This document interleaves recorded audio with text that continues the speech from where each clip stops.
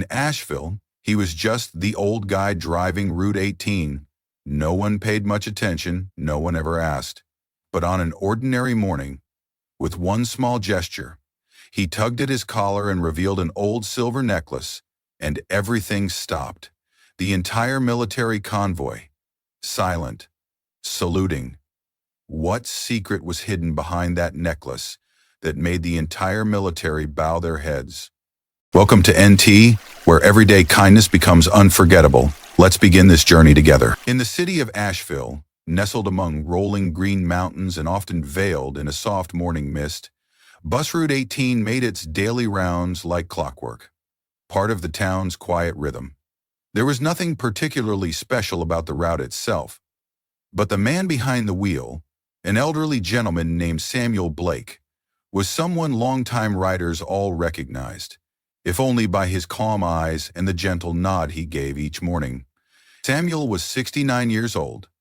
His hair had gone nearly white, but his routine remained steady as ever, climbing aboard by 6 a.m., checking the mirrors, opening the doors with care, and greeting each passenger with a quiet smile. He lived alone on the south side of Asheville in a small wooden house draped in ivy. Most of his neighbors didn't know much about him, only that he was up early, kept his lawn tidy, never made noise, and always offered a soft good morning before walking on. The only thing that ever drew curiosity was the silver chain he wore every day. Tucked beneath his shirt collar, it held a small shield-shaped pendant marked with a strange insignia. No one asked, and Samuel never explained. Driving the bus was more than a job for him. It was like breathing, not too exciting, not too dull. He remembered who boarded where: the sleepy college girl who always took seat 3, the elderly man with a grocery bag full of greens visiting his daughter, and the 6th grader with a backpack nearly his size. Samuel didn't say much, but he noticed everything: who looked tired, who seemed cheerful, and who didn't show up that day. Some riders said being on his bus felt like being looked after, quietly. That morning began like all the others. The air was crisp, the sun still hidden behind the hills. Samuel wore his dark gray coat, slipped on his thin leather gloves, and started his shift at the Main Street transfer hub. Everything was routine, until he spotted a construction sign posted to the right side of the road. A section of his usual route was closed. Calmly, Samuel turned the wheel and guided the bus down a lesser-used road, one that used to lead to the old Fort River military training grounds, now mostly abandoned. No one on the bus thought much of it, just a slight detour, maybe a few minutes lost. But for Samuel, whose aging eyes had seen more than anyone knew, there was a slight hesitation in his hands. That road, he hadn't set foot on it in decades. From the outside, it looked like any forgotten back road: cracked pavement, tall grass lining the edges, and a few rusting lampposts. But for Samuel Blake, this was once the back gate to a place he'd served in long ago, in a role never spoken of, never officially acknowledged. The bus rolled on slowly. At the far end of the road, a line of military vehicles approached from the opposite direction. 4 Humvees in camouflage, the lead one flying a command flag. Samuel furrowed his brow and eased his foot onto the brake. The air inside the bus turned unusually quiet. A young officer stepped out of the lead vehicle, early 30s, stern expression, crisp tactical jacket, every stride sharp and controlled. He walked straight toward the bus, motioned it to stop, and knocked firmly on the front door. Samuel calmly reached for the lever and opened it. "You're blocking a military convoy. This is a priority route. I need you to move your vehicle immediately." The officer's voice was firm, the kind that left no room for discussion. Samuel didn't respond right away. He turned and glanced at his passengers. Most were elderly folks and high school students. One elderly woman was breathing heavily, clearly carsick. Samuel spoke softly, his voice calm. "Just a few more minutes, sir. I'll drop them at the nearest stop and turn off the route." The officer frowned. "I don't need explanations. That's an order. You're just a driver. You don't have the authority to block military movement. Inside the bus, a few teenagers started whispering, "What's happening? Is Mr. Blake gonna get in trouble?" Samuel said nothing. Quietly, he removed the glove from his left hand, then slowly unbuttoned the top of his shirt. From beneath the collar, he pulled out his silver necklace, a small, shield-shaped pendant, simple but sharp in design. The officer froze, his eyes locked onto the emblem. An eagle in a diving stance, talons outstretched toward a blaze, the symbol of Echo Unit 47, a special operations team deployed during a classified mission known as Operation Ember Tide in the late 1990. The unit had never been listed in any public military records, but those trained in certain circles knew the name, whispered like legend.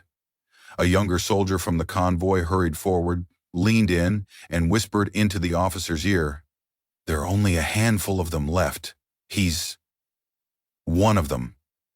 The officer's entire demeanor shifted. He stepped back half a pace. His voice dropped. I'm sorry, sir.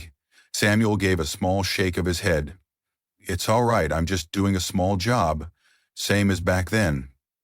As the convoy quietly reversed to clear the path, the eyes inside the bus, once confused and uneasy, now filled with silence and something else, respect. But Samuel didn't react. He simply returned to his seat, started the engine, and eased the bus forward toward the next stop. As the wheels rolled on, his thoughts drifted. That silver necklace, the shield, and the eagle wasn't just jewelry. It wasn't for display. It was memory. In 1999, during the highly classified Operation Ember Tide, Echo Unit 47 was deployed to a remote desert region in the Middle East. Their mission: extract captured American officers held by insurgents. The entire operation was erased from public record. No press, no parades, no medals, only a promise: survive and return to a quiet life. Behind him, a camera shutter clicked. A few passengers wiped their eyes. A schoolboy near the back raised his phone, filming. It was the first time he'd seen a bus driver saluted by a general. After that morning, something in Asheville seemed to shift. Not in a loud or dramatic way, just a subtle softness in how people looked at Samuel Blake. Riders on Route 18 no longer offered just the usual nod. Some now said, "Thank you for your service." Others simply smiled. But their eyes carried a quiet respect that hadn't been there before. The young teacher who usually sat in seat 3 left a small cookie and a folded note on the dashboard one morning. "Thank you for showing up for us every day, and for never needing to say you were once a hero." Samuel read it, then gently tucked it away into the glove box beside his maps. Like everything else, he didn't display it, nor did he treat it like something that needed recognition. When a local reporter reached out asking for an interview, Samuel politely declined. "If you want to write something," he suggested, "maybe run a piece, asking folks to donate to the high school band. They need new uniforms." A week later, at the Maple Street stop, the one where he used to pick up the 6th grader who always forgot his backpack, the town mounted a small wooden plaque. "Samuel Blake, who once protected a squad long ago and now brings home a new generation every day." One afternoon, a frail older man boarded the bus, thin, slightly trembling. When their eyes met, both men simply nodded. No greetings, no questions. But in that quiet moment, they both understood they had once stood on the same side of the line. "Different uniform, same mission," the older man said softly, his voice unsteady but sure. Samuel smiled and nodded. Getting people home safely never goes out of style. Not long after, the local school invited Samuel to speak at their Veterans Day assembly. He declined the invitation, but offered to drive the students to the memorial site for free. Words don't carry as far as actions, he said. That's something I learned a long time ago. Samuel's story is a quiet reminder. Honor doesn't always come with medals or headlines. Sometimes it lives in how we carry ourselves each day, steady, kind, and full of purpose. For today's generation, some of the greatest lessons may come not from loud voices or big speeches, but from the quietest teachers, the ones we pass by without knowing their name. If you believe simplicity is the purest form of courage, comment hero below. Thank you for spending time with us today. If you'd like more everyday stories that inspire, surprise, and stay with you, don't forget to subscribe to N2 Amazing Stories and turn on notifications. Because some heroes, they don't need to be asked, they just show up. Every day,